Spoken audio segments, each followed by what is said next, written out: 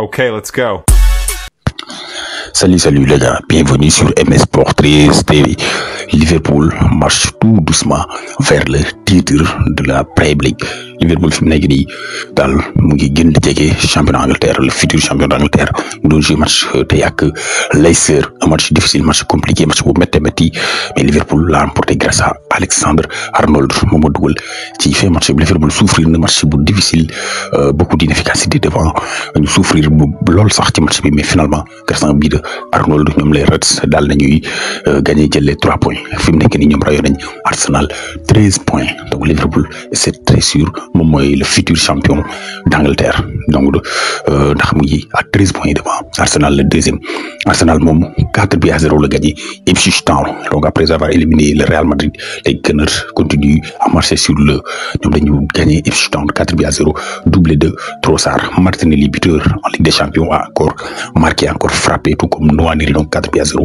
Chelsea a renversé ñi nga xamante ne si ñoom ñooy waa Fulham, match bu difficile aussi pour les coéquipiers de Jackson. ñu mën a woon leen avec vidéo Iwobi, il a fallu en fin de match Jackson ne dafa génn, mais il était transparent ci match boobu ki ko remplacé muy un jeune joueur yu ngi George, moom moo ñëw égaliser magnifique bi avant que Neto sur sublime bi une action magnifique bi extraordinaire bi bu rafet la dugal moom Pedro Neto ci fin du temps, ci temps additionnel ba, donc ci la dugal le but victorieux. Chelsea l'a emporté à Fulham 2-1. Manchester United, le club de Tokar, ñoom dañ leen gagné une nouvelle fois encore, dañu perdre après la sensation en Europa League, renversé Lyon. ñoom tey dañ leen gagné à domicile. Wolverhampton moom leen gagné 1-0, un but marqué sur coup franc bu rafet le Sarabia daal di dugal, donc 1-0. Manchester United reste à la 14e place. ba tey nag ci Premier League bi Leicester moom officiellement relégué nañ ko ci deuxième division bu Angleterre, maanaam championship wala Ligue 2 bu Angleterre. Leicester bu nga xam ne si moo nekkoon le champion d'Angleterre surprise en 2016, mu bettoon ñëpp daal di jël championnat bi. Leicester avec jamono yi nga xam ne N'Golo Kanté mu ngi fa woon nekk au sommet de son art, Mahrez, ñoom Ben Chilwell ak ki nga xam ne mooy Jamie Vardy nga xam ne ba léegi mu ngi ci équipe bi nekk le capitaine de Leicester. ñoom malheureusement relégué nañ leen, malheureusement wàcc nañ ci championship bi ci deuxième division bi suite défaite bi nga xam ne am nañ ko ak contre Liverpool. ñu wax ci la pépite sénégalaise qui dit Assane Diao, il marche sur l'eau fële ci Como championnat d'Italie. moom il a réussi un doublé ce week-end, moom dafa dugal li nga xam ne mooy ses 7e et 8e bi en championnat. moom Assane Diao moom la dafa formé un duo explosif ak Nico Pass jógee ci Real de Madrid, jour bu ñu formé ci Real de Madrid, donc Real Madrid amale ko fële ci Como, donc moom d'Argentin la, moom nekk mook Assane Diao, donc il forme un très bon duo foofu la ci Como. il marche sur l'eau, ils s'entendent tellement ces deux jeunes joueurs. Assane Diao lu mu leer ce week-end il a réussi un doublé tey sax foofu ci Italie tey surprise moom Inter de Milan dafa daanu.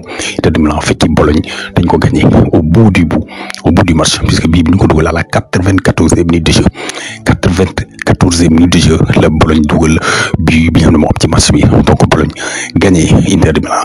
ñu aussi foofu benn braquage, benn surprise. Inter de Milan bi nga xam ne mu ngi xëccoo championnat bi ak Naples, après Inter de Milan bi war a daje FC Barcelone en demi-finale de la Ligue des Champions. loolu nag surprise foofu la ci championnat bu Italie. Et parlons aussi de monsieur Habib Beye, notre compatriote, mu ngi def liggéey bu am solo, liggéey bu rëy fële ci championnat France Ligue 1 nekk Stade Rennais. moom bi muy ñëw ci Stade Rennes mu ngi nekkoon ci jafe-jafe ci barrage yi jege loolu relégation bi, mais fi mu nekk nii à 5 journées de la fin yóbbu na Stade Rennes à la 10e place, maanaam moom sauvé na Stade Rennes mu munti dem du wàcc ci Ligue 2 bi. donc Habib Beye entre fait très bon travail, te dañu lu ñuy gis la moom liggéeyam ren football buy football dañ ci gis impact, la patte d'Habib Beye, vision des jeux, rigueur ak aussi résultat direct. résultat yi dafa suivre ci lu gaaw, donc il n'a même pas eu le temps nag foofu di installé wu di defar, donc dafa ñëw les résultats ñëw résultat ñu daal di suivre moom Habib Beye. donc bi fa ñëwee comme ni ñu wax ren était vers la relégation ci place barrage yi naroon na jege lool wàcc, mais fi mu nekk nii góorgóorlu na ba indi ren à la 10e place, donc à la 10e place ci championnat bu France boobule. te mu leer ne fi mu nekk nii ren moom sauver la saison parce que ñoom seen objectif principal ci bi nekk jafe-jafe yi moo doon nu ñu mun def ba des ci ligne maanaam maintien donc maintien assuré grâce à Habib Beye le Sénégalais donc félicitations à monsieur Habib Beye qui est en train de faire un très bon travail foofu la ci championnat de France foofu la ci Ligue 1 moom Habib Beye donc chapeau et bonne continuation.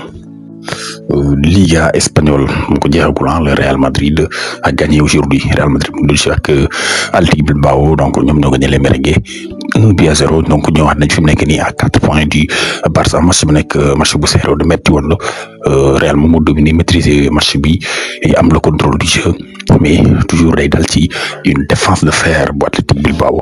Il a fallu une missile, un coup de canon à la 93e minute du jeu bu Federico Valverde l'Uruguayen pour débloquer la situation. Donc c'était pas facile, il y avait pas assez d'espace, il y avait une très bonne défense des Basques, mais finalement donc Valverde a su débloquer la situation sur une frappe surpuissante, frappe dóor boo xam ne vraiment war mënu ko jàpp dóor bu am doole comme ni mu ko xamee pour son 6e but de la saison moom Federico Valverde.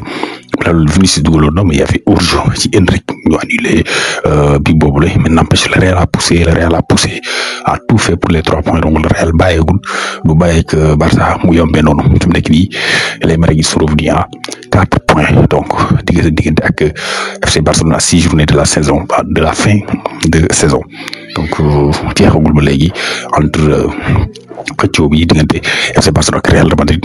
Match boobu nag Mbappé blessé était au niveau des tribunes Mbappé footballul mais nag fait bi ci am moom mooy nga xam ne génn ci écran wu stade bi les supporters dañ ko doon siffler donc stade bu Bernabéu supporter u Real de Madrid donc dañ doon siffler kii di Kylian Mbappé ginnaaw bi nga xam ne génn na ci en plein écran ci écran géant bu stade Bernabéu donc les sifflets moom moo am ci kii di Kylian Mbappé dañ ko siffler peut-être dañ ko mere dañuy frustré wu les supporters du Real de Madrid. Donc finalement 1-0 pour les merengues, c'était l'essentiel et il reste donc à 4 points du Barça.